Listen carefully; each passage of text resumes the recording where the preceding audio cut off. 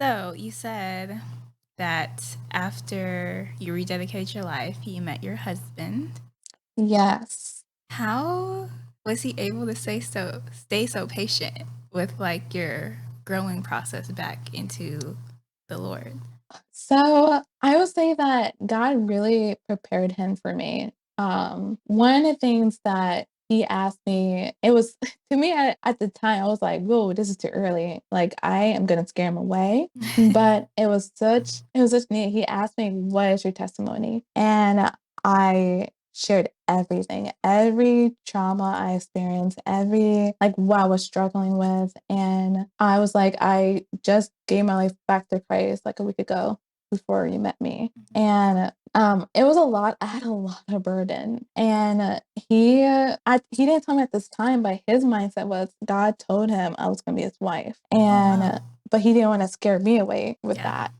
So and that's how he really was patient because God was telling him not to give up on me, keep pursuing this. And I was difficult. I was so difficult to be with.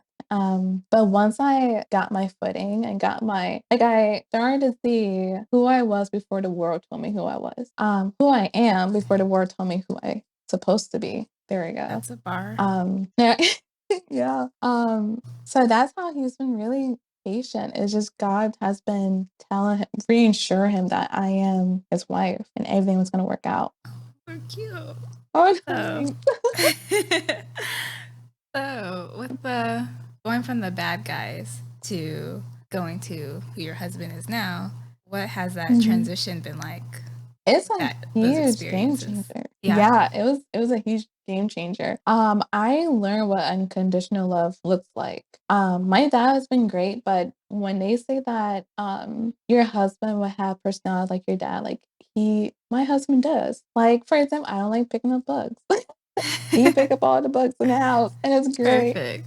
And there's certain things that, like I had a depression, in my first trimester, and the things that my dad would do with my mom and how my dad do with me, like he did exactly that. He was patient, he was kind, but the bad guys I was dating, they would never do what he would do. They would demand sex, like we need to have sex right now because I'm gonna cheat on you, or I'm gonna hang out with this girl and you need to be cool with it. Because if you're not cool with it, you're crazy. Like I'm the crazy chick that not supposed to feel a certain kind of way. Or it's just a huge different how they talk to me than how my husband talks to me. How his approach was godly.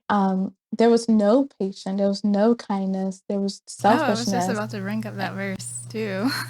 Oh really? Yeah, Yeah. First and Corinthians that's 13, 4 through 8. That's one yes, girl, and that's one of the things that I wanna teach my daughter is when you have, like, when you start dating, do they align these things? Are they kind? Are Yeah. they patient? Are like, do they follow that line? If they miss one, they're not the one. If they're patient but they're selfish, they're not the one. Like, so it's supposed to be like God, how do I put it? God knows already know who is your husband. God already know who's your wife. And they will match that scripture perfectly for you. And then when they don't, they're just not the one.